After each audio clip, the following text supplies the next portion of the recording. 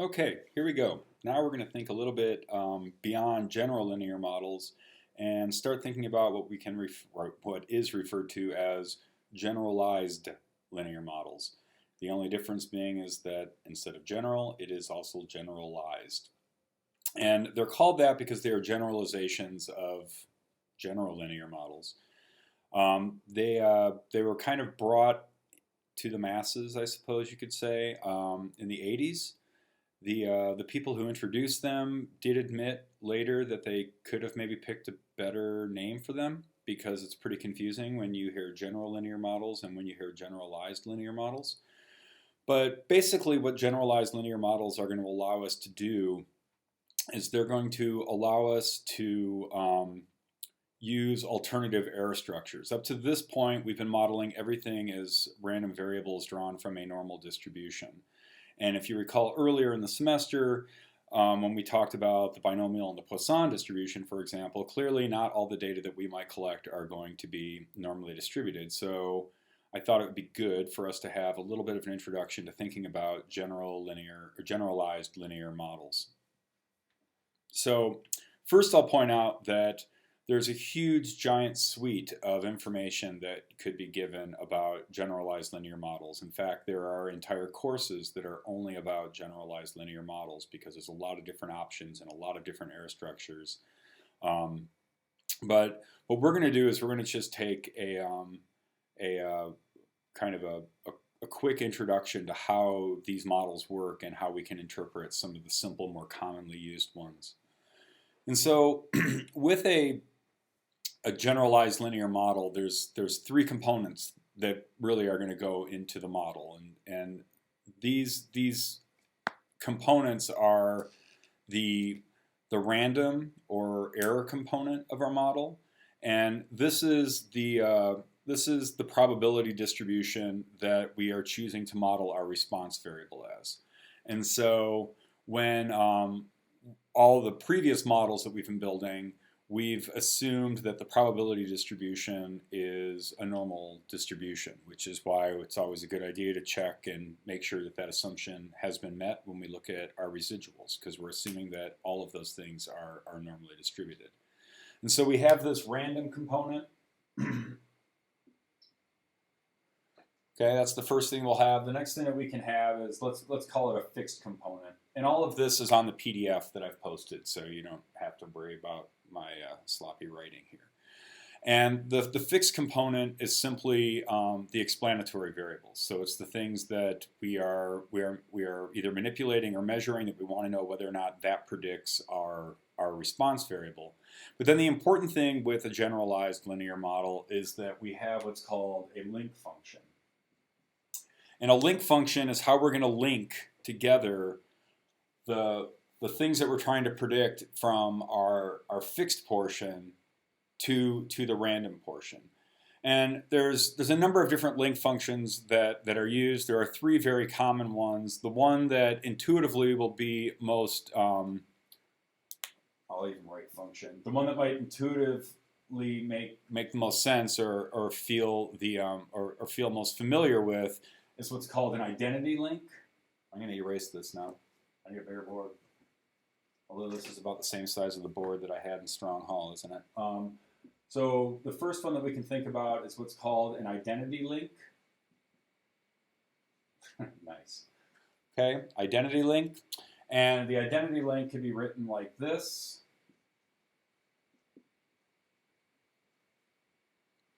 Where basically, this is what we do when we do a normal, when we model things as a normal. So mu is going to be linked. The normal distribution is going to be linked to our fixed effects or our fixed factors as mu. So it's not going to change at all.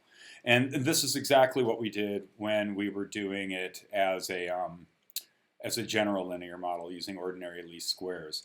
So with generalized linear models, since they are a generalization of general linear models, you can use a normal error structure. Rarely is that desirable because the computer is going to use maximum likelihood to estimate the parameters, and we know that maximum likelihood estimates are always biased because our observed data is always going to be closer to our parameter estimates than the true parameters for the population. But so this is the identity link, and this would basically set up a situation where the function that basically mu is going to stay mu. So we're going to have a mean of the predictor, and that's going to predict the mean of the response variable. But there's two other really important ones that we're going to think about. One is called the logit, which we're going to talk about in just a few seconds here. And this is where we're going to link together our predictors into using what's called a logit transformation, which is going to be the log of mu over 1 minus mu. And here mu is just the parameter of interest. Mu does not necessarily mean the mean. Okay? This is the link function. Too bright.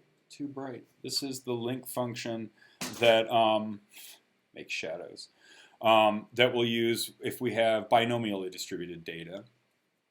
And then the last one is that we'll talk about is what's called a log link function. And the log link function, we are going to link together our fixed factors or fixed components of the model, our predictors, to the response variable using a log link. And what these link functions are doing will make more sense once we start going into this a little bit more. I just wanted to point out that that first of all, you could use a generalized linear model with a normal error structure. Again, usually not recommended except for certain situations. And then we also have the logit link function, and we have a log link function. And so let's start by just thinking about the logit link function. First of all, it is pronounced logit. I think there was about an 8 or 9 year period of my life where I kept on calling it a logit because it's spelled logit as far as I was concerned, but it actually is called logit. We use this kind of a link function when we have when our response variables, the thing that we're trying to predict, are random variables drawn from a binomial distribution. So as I promised, we are revisiting our old friend, the binomial distribution. And so things that are binomially distributed, binomial distributed, are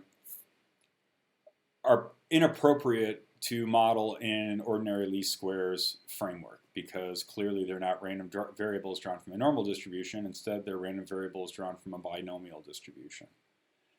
The traditional method of dealing with binomial data is to turn it into a proportion and then do what's called an arcsine square root transformation. And I think I mentioned this briefly when we talked about transformations in class way back in February, or maybe it was even late January, I don't know.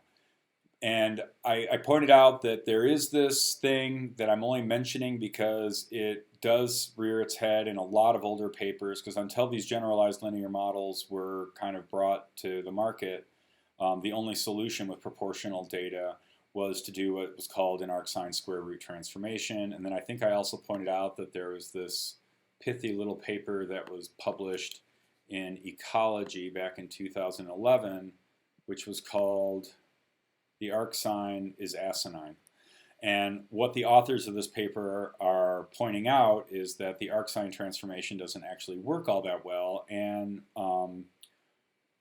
more important, we should not be modeling proportions as having a normally distributed error structure, even if we do that arcsine transformation. And I'll also mention that the arcsine transformation has a lot of problems when you have values really close to 0 or really close to 1, because these are proportions. They're going to be constrained between 0 and 1, which means that whenever you're taking data where it's a percentage, that's really a proportion, right? If it's 75%, then it's 75 out of 100. And you could still think of that as being binomially distributed. So what we want to do then is we want to come up with some kind of a model where we can directly analyze proportions, or in particular, we can directly analyze binomial data.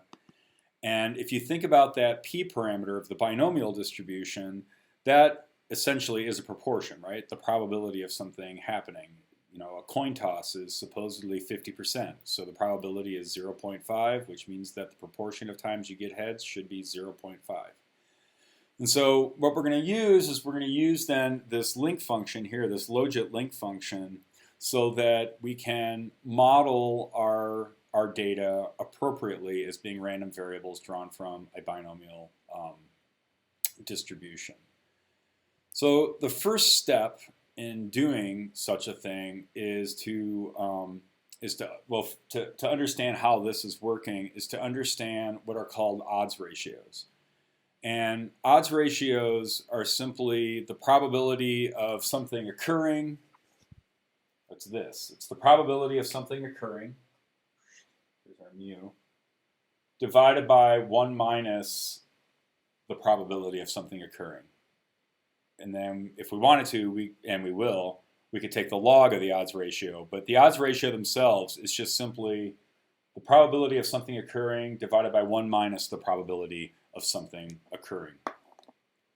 And so that's where we get the odds that you hear about, like in horsey races and stuff like that, where let's clear that. Yes, I'm sure.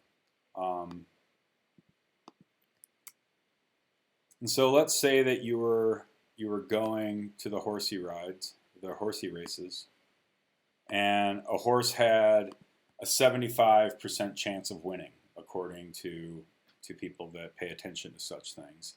Well, if it has a 75% chance of winning, that means that the probability of it winning is 0.75. The probability of it losing is then going to be 0.25. And then if I just take the ratio of winning versus losing, the answer there is 3, right? And so we would say that there are 3-to-1 odds that that horse is going to win, and that's all the odds are telling us.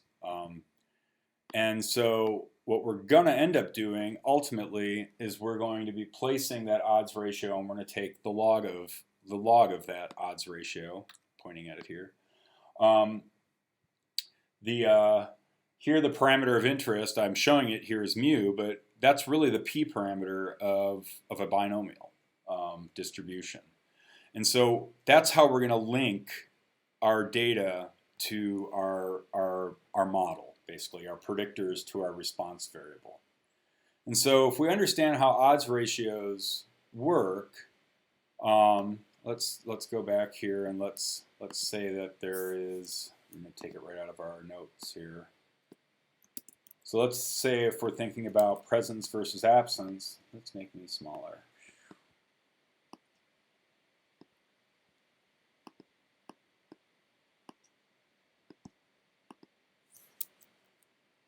So if we have the probability of being present, we have the probability of being absent, we could calculate the odds ratio of it being absent, which would simply be absent divided by present. Okay. So now it's 1.5 to 1 odds that something is absent. Okay, so it's better than 1-to-1 odds. 1-to-1 odds is what we would expect if it was a 50-50 chance. Now, because it's only present in 40% of the patches, or however you want to think about this 0.4, there's a higher probability that it's going to be absent than present, and that is 1.5 to 1 odds. If we were to take the log of that, we get 0.405. Okay, so that is the logit transformation right there. And that's how the odds ratios are going to work. We're going to take them on a log scale. I'm going to just make a simple graph here where I am going to just kind of plot out so we can understand how odds are distributed. So I'm going to create this empty vector called odds because I'm going to calculate that each time. And then for absent, I'm going to take a sequence of numbers from 0.01 to 0.99, and I'm going to take 1,000 values. So it's going to be this very little tight sequence of between 0 and 1, essentially. And we're going to plop that in there, and we're going to calculate what the odds are. and mainly just because we would like to see what that looks like. And so I'll go ahead and I'll do that, and there is our plot. Okay, and you can see that it's not until the very end here that it really starts skyrocketing up, where 100 to 1 odds or whatever it might be, once you get really, really, really close to the probability of it being absent getting really, really close to 0. And if we were to think about, again, the probability of it being absent, which again is 0.6, I'll go ahead and I'll draw a nice big fat red line there. Okay, so there's the red line there. And then we can zoom in, or not zoom in yet, but then we can do a horizontal line at 1.5. And so there's where the 1.5 to 1 odds would fall. Now I'm going to zoom in. I'm going to zoom way in so that it's there. And there's that same point. Okay.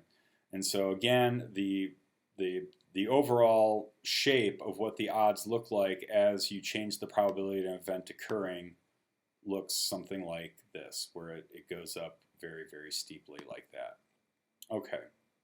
If we were to put this, so the old school way of doing logistic regression, if people still didn't feel comfortable doing the arcsine square root, would be to just simply take those logs and plot them. So here I've taken the log of the odds, and I've got something that's somewhat close to a straight line. You can see that at least for the middle values there, it does a pretty good job of straightening it out. And then again, I can draw the same crosshairs. That's 0.6, and then that's the log of 1.5 to 1 odds. Okay, and so the first step to understanding how this works is to feel comfortable with how odds ratios are working and what odds ratios are. And so if you understand, what 3 to 1 odds means or what 4 to 1 odds means, not only can you go to the racetrack and know what you're betting on, but we can also begin to now think about what is going to happen when we use this logit transformation to create what's called a logistic regression. Okay, so the next step then for us to think about is just how the logistic model works and what the logistic model looks like. And the logistic model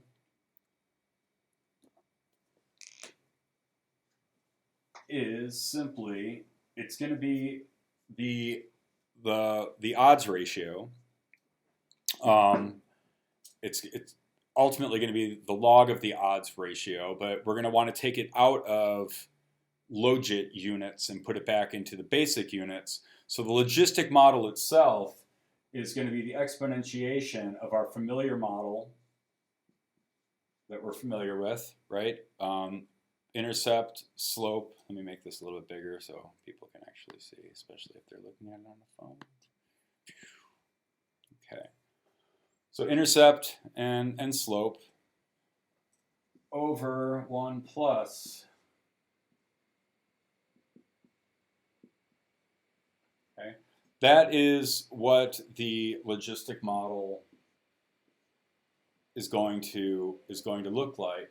And we're going to be estimating an intercept and a slope, and they are going to be in logit units.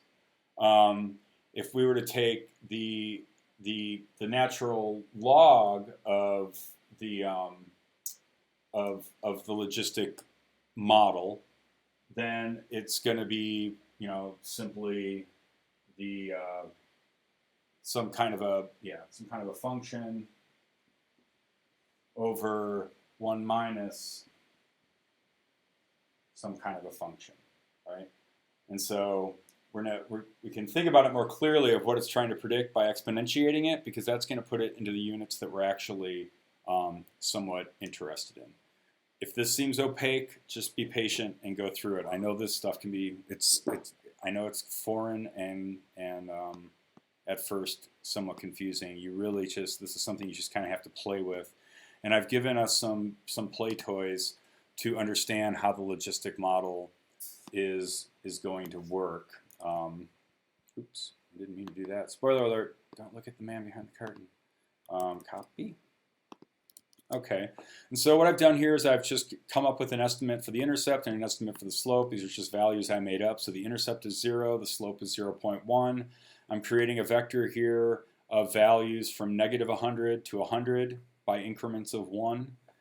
And then and these are going to be the x values. These are going to be the things that are going to be on the x-axis here.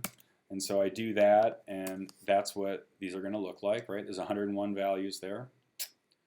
And then I'm going to calculate the y's by popping them into this formula right here. This is going to be what the predicted values are for the predicted values constrained between 0 and 1, which, as we'll see, that's the p parameter of the binomial, and that's the thing that we're going to be interested in estimating.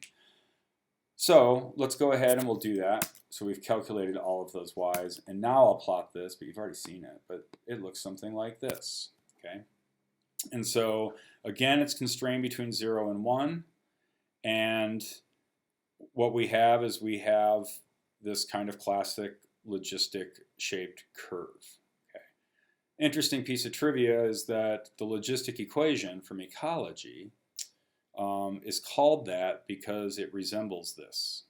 It's actually not a logistic model at all. This is a logistic model, but that's just what they decided to call it in ecology. So if you remember back to basic ecology when you talked about logistic growth, that's why it was called that, because it looks like a logit. And so I said that this is logistic fun, kind of snarkily, but just to give you an idea of how flexible the logistic equation is, or the logistic model is, and how the parameters affect different things with that. So let's say that we were to change the slope, or the intercept, I'm sorry. Let's change the intercept to, I don't know, let's change it to 2. And notice we changed it to 2, and that's a positive 2, just to be clear. And we've shifted it to the left. The inflection point, right? The whole thing is shifted to the left. And likewise, if we had a negative value in there, we would have shifted it to the right. And so the intercept tells us something about where the inflection point of that curve is going to be. Okay, and the inflection point is somewhere in the middle here. Okay, the inflection point actually will be at 0.05. Let's even look at that. Ab line horizontal equals 0.5. There it is. That's the inflection point. So if you were, those of you that like to think in calculus, if you were to take the derivative of this, this is the point that would be the top of the curve, basically, of where you are now decreasing the rate at which this other event is occurring.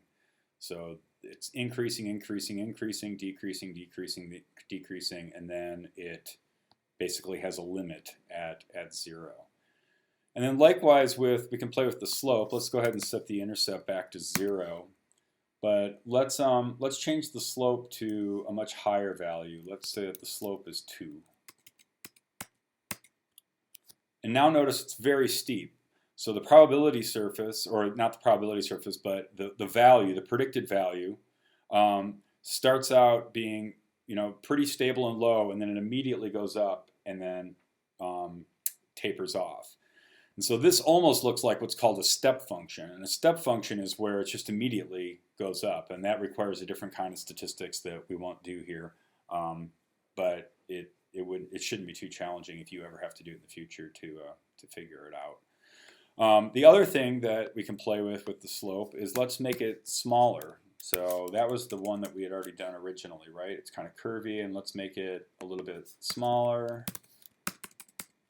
Okay, and then we could go so far as to make it 0.05. Okay, and now it looks like a straight line. And so that's just to show that the logistic model is very flexible in what it can do. And likewise, if this were a negative value, now we flipped it around. And so it's a binomial response, and ultimately what we're going to try to do is kind of come up with a model where we're going to have some predictor, and we want to know how that probability changes as a function of something. And that's going to be included in our intercept and our slope of our models. Okay. What else did I want to mention here? Oh yeah, one other thing I could mention here. Let's go back to this one. This one made me feel warm and squishy. There we go. You can always you can use the slope and the intercept because they are part of this model. You can really quickly back transform them into learning something about where that inflection point is. So actually, let's make this a little bit. Let's make that 1, and then let's change that to -3, so we can shift it over a little bit. Okay. So here's our model. Here's the predicted values of our model based upon our logit. And if we wanted to know where that inflection point was, we know that it's going to be, we know that it's going to happen at 50-50, right? So 0.5, it's going to be there. If we wanted to figure out what the x value is, we could back transform by taking B0 divided by B1. That's going to give us 30. So let's go ahead and do an ab line, vertical equals 30. And there it goes. Sure enough, they cross over right over the line. So you can already see that just based upon the intercept and the slope, if we understand what those parameters mean, when we look at those parameters, we can make certain expectations about how steep the process might be or how smooth the process might be, whether it goes like this or whether it goes like this. And we can also use it to calculate where that 50-50 is. And a lot of times that 50-50 is interesting to people because, you know, that's how we calculate the LD50 for like toxins and stuff like that, is to calculate at what dose perhaps do we expect to see 50% mortality. And so let's go ahead and do that now with an example. I have a very simple example that's in our notes there, where I have response variables, which is living or dead. And then hypothetically, I did an experiment where I had 20 different concentrations, all equally spaced concentrations of some poison. And so there are my data. Living or dead is a 0 or a 1.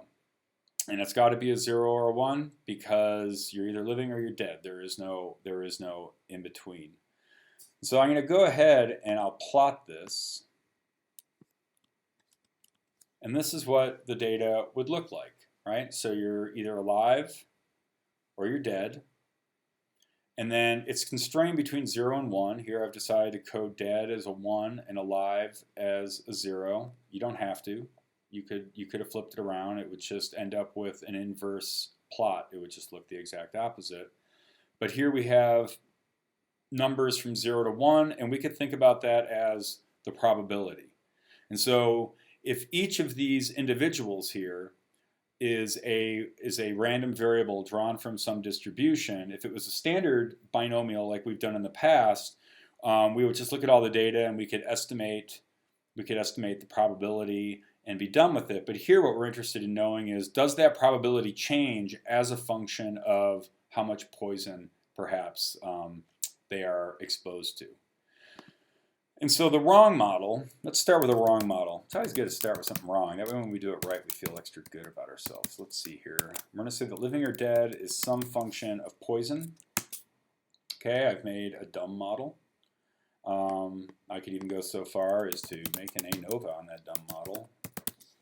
And again, using the LM function, all we're getting is the ordinary least squares. And we look at that and we're like, ooh, it's significant. So it looks like there's some effect of poison on death.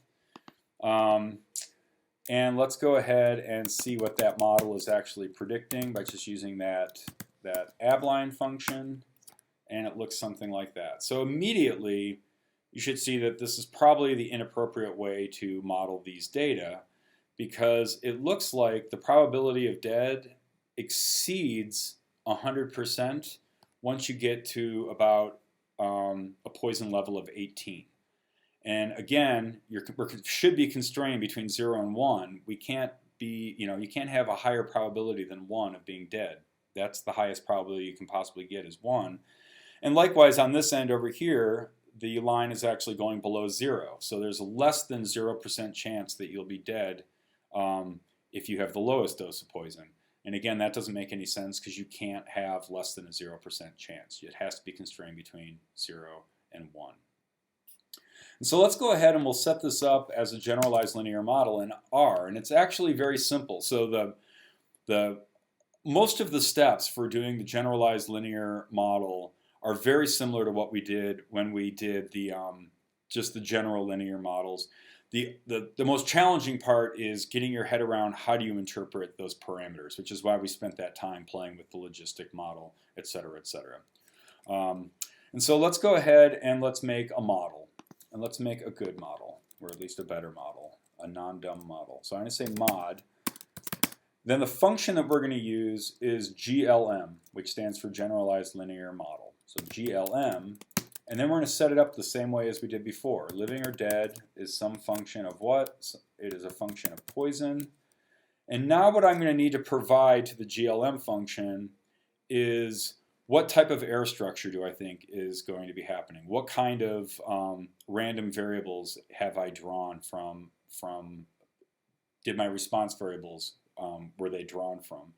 And I'm going to say that it was a binomial distribution because clearly a bunch of zeros and ones sounds like a bunch of Bernoullis to me. And so let's tell it that we want the family to equal binomial. If we had typed nothing, by default the GLM function will use a normal error structure, an identity link function, and it will give you a very similar answer to just using the LM function. The only main difference being that it's using maximum likelihood to estimate the parameters instead of using ordinary least squares. And again, you wouldn't want to do that very often, so what we're going to do is we're going to tell it explicitly, I would like my family to be binomial. We'll go ahead and we can do that. And now let's take a look at what our model has provided us. Here's our mod. And what do we have here? Let's ignore all this stuff for just a momento, and let's just look here at our parameter estimates. So here's our intercept, and here is our slope. And we already understand how that affects the shape from when we played around up here. We could plug those numbers here, like 0, 3, 8, 0, gosh, late.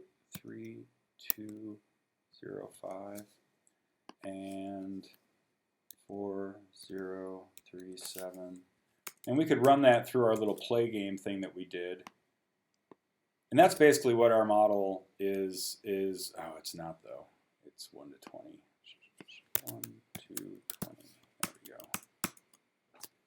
Okay, that is what our model is predicting. And this is the probability of being dead. So this is the p parameter inside of the binomial. So when you're at really low doses of poison here, you have a lower probability of being dead, and then the probability of being dead increases as you increase the amount of poison.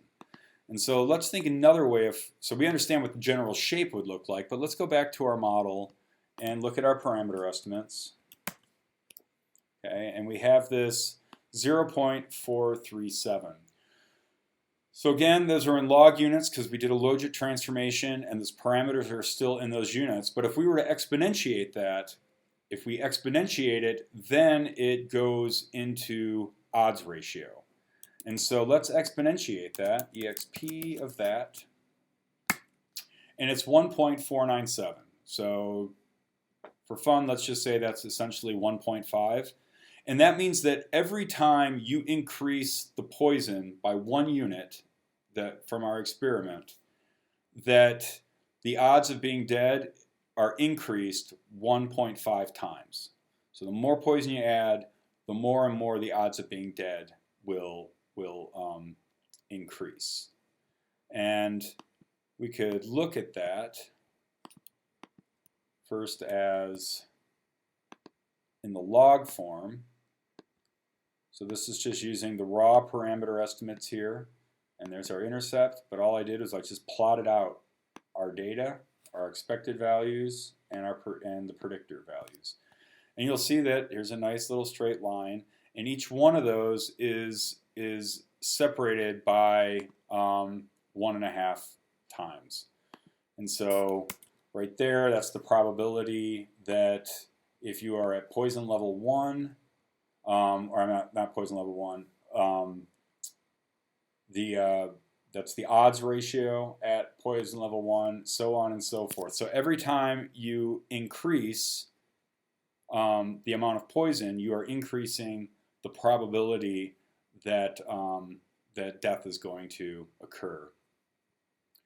Now we can put it into actual odds ratios by exponentiating this formula here. Let's do that. Copy. Okay, so again, that's in the units of the actual model that it's using when it put it into using that link function. We could go ahead and exponentiate that. And so now they are going to be in actual odds ratio units. And it'll look something like that, which looks kind of familiar because when we were playing around before with odds ratios, that was the general shape of the curve.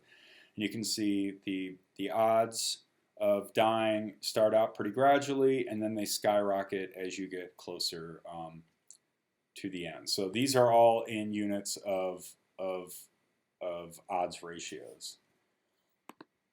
So let's go back and plot the actual data that we're interested in, right? These are with our response variables, et cetera, et cetera. And what we'd like to do is we'd like to say, well, what is our model actually predicting? And again, what we're interested in is the probability, which are these numbers here on the y-axis, and it's the probability of being dead. You're either 100% dead, or you're 0% dead, or you're somewhere in between. So we could plot that, and there's a couple of ways that we could plot that. Let's remind ourselves that this right here is the model that we're dealing with. Okay, so just remind ourselves that it's this, and all we need to do then is plug in our parameters into that model, and that should give us what the predicted values are for that parameter of interest, which is the p parameter from a binomial. And so I could go ahead and do that. Here it's exp of, there's my intercept, there's the slope times poison divided by 1 plus the exponentiation of that same thing. So this is the same that I typed right here. And so if I were to do that, this is how those probabilities change. So this is the probability of dying if you have 1 dose of poison, 2 doses of poison, 3 doses of poison, so on and so forth.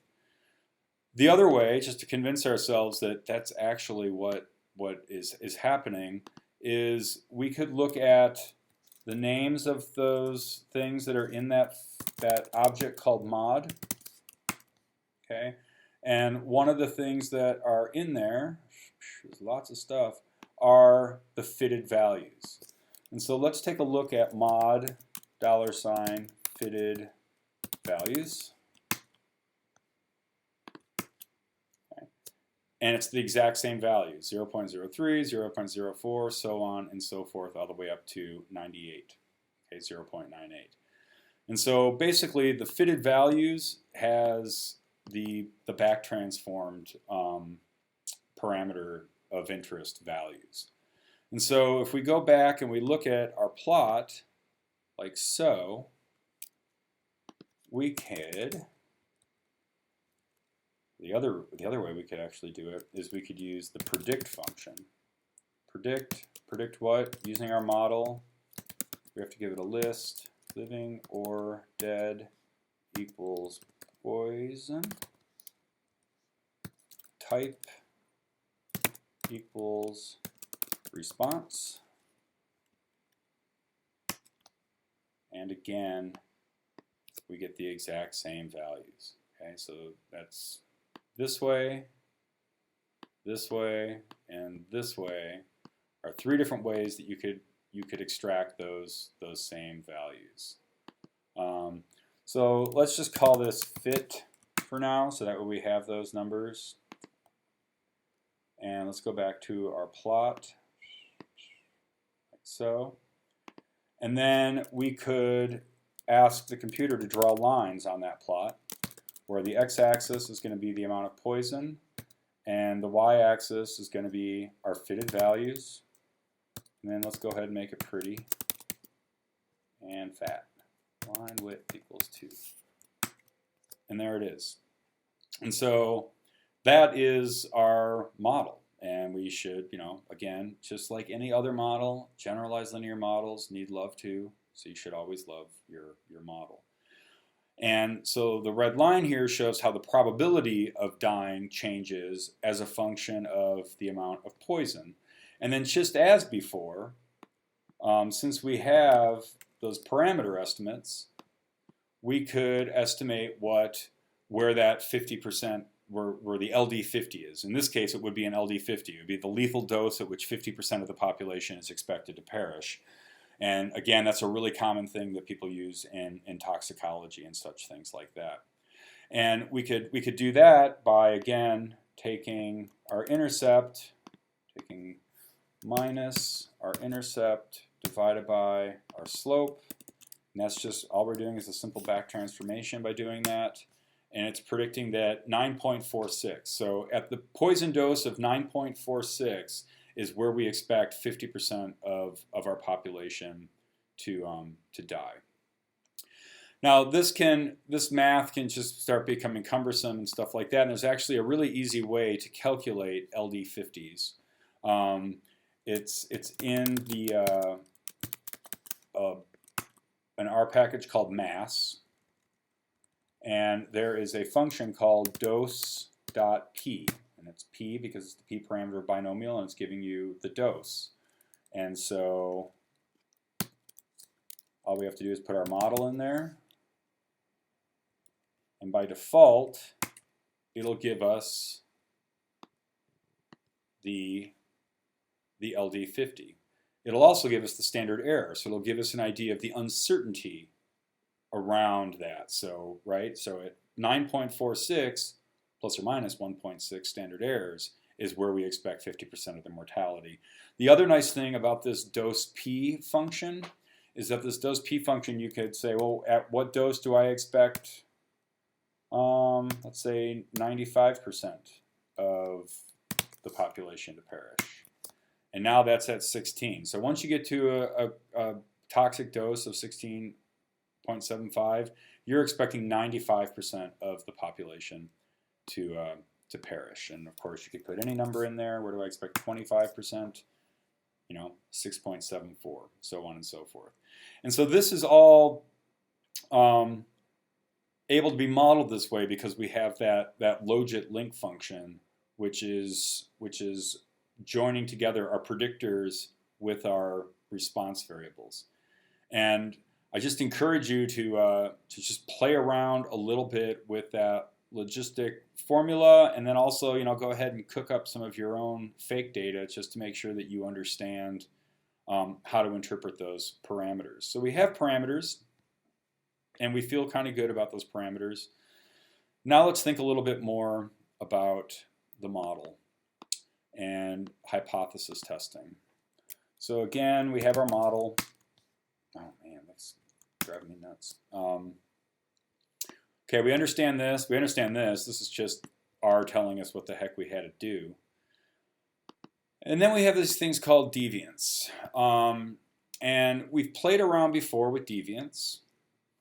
And deviance is basically a characterization of how much of the how good of a job our model is doing at capturing the variation in the data.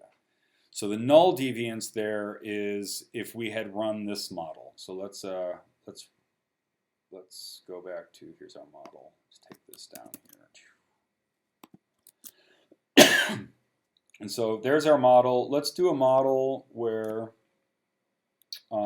we can call it mod reduced. And what I'm going to do is I'm just going to estimate, let's do it as dot R. So it's going to be a reduced model where all we're going to do is estimate the intercept.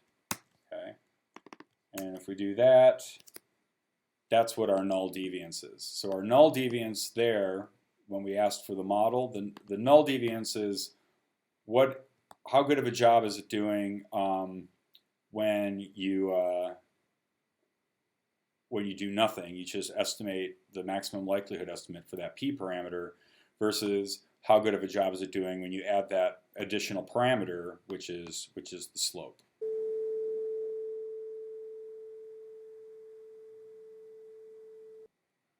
Okay, I'm back. Sorry, talking all day today. I had a little bit of a coughing fit. Right. So where were we? Right. Okay. So we have there's our reduced model, and then there is our fitted model. Okay. So that's all that the deviance is showing. We can use the deviance for hypothesis testing, but the first thing that we're going to probably want to do when we're fitting these generalized linear models is do one quick step of quality control and just get an idea of how happy we are with how our model is performing.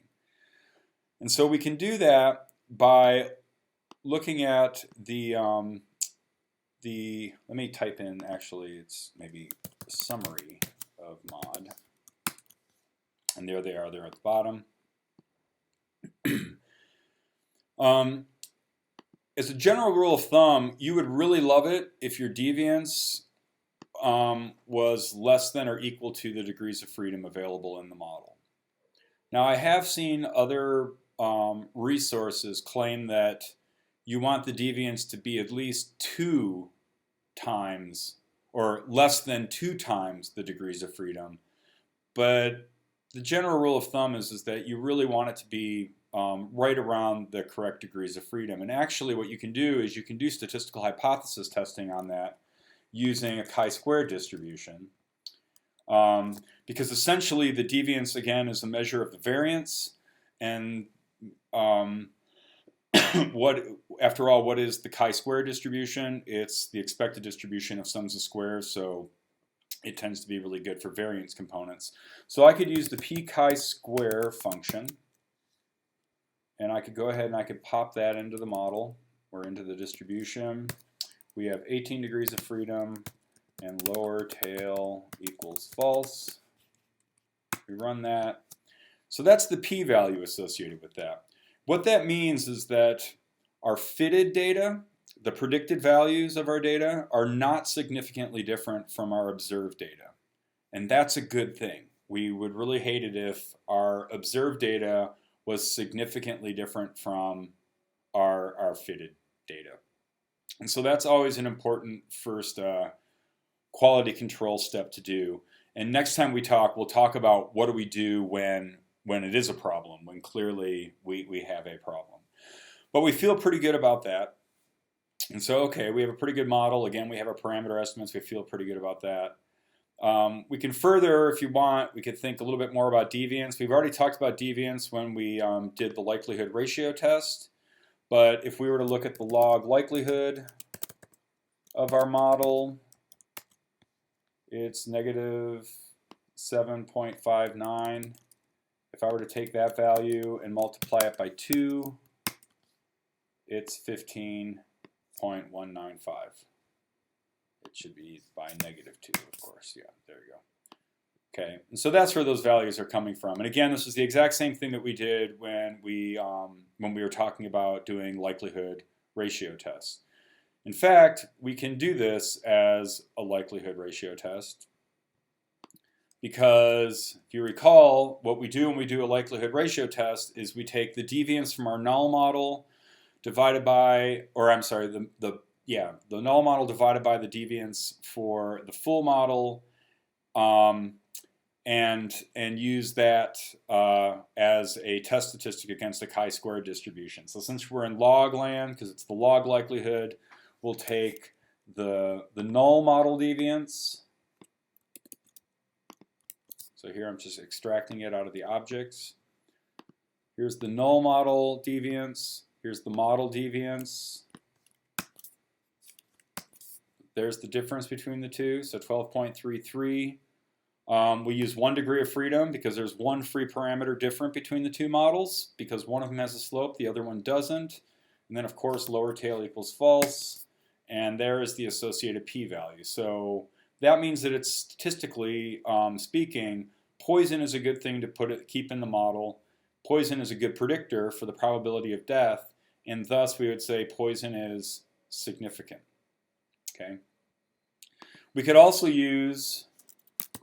get the exact same answer by using the ANOVA function, mod 1 and mod, right? If we give it 2, it knows what to do. Where is mod 1? Didn't I create? Oh, I called it mod.r. And there's that 12.331. If we were to open up the car package and use the capital A ANOVA function, there it is, the 12.331, and there is the exact same p-value as when we did it by hand. Okay, so that's where those numbers are coming from. And by default, the car function, capital A ANOVA, will just simply do that likelihood ratio test, which it's calling an analysis of deviance here, because it's directly using the deviance instead of the log likelihoods. But that's really esoteric stuff for our purposes at the moment. And so there's the hypothesis testing part. All that work just to say that poison is important, which we probably would have figured out because that's why we call it poison. But we have a pretty model and a pretty figure, and we can think about how the concentration of poison affects, either gradually or non-gradually, the probability of dying.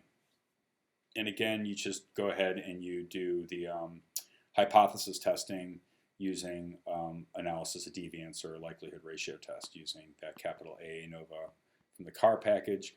There really is no F test analog because we're not dealing with a normal distribution. So F statistics don't really mean anything to us for the purposes of this model. So I hope I've given you something to think about. Play around with the code and have a look-see at the PDF that I also posted.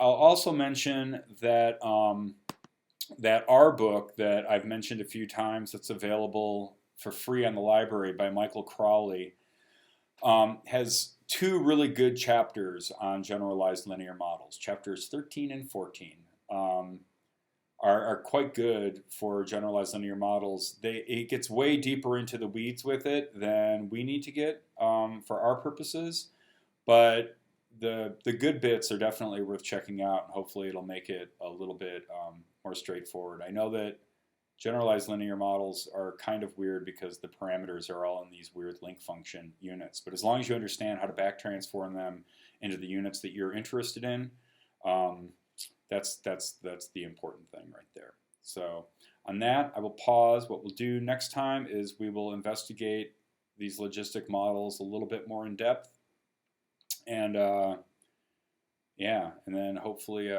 we'll have a good idea of how this show works. So until next time.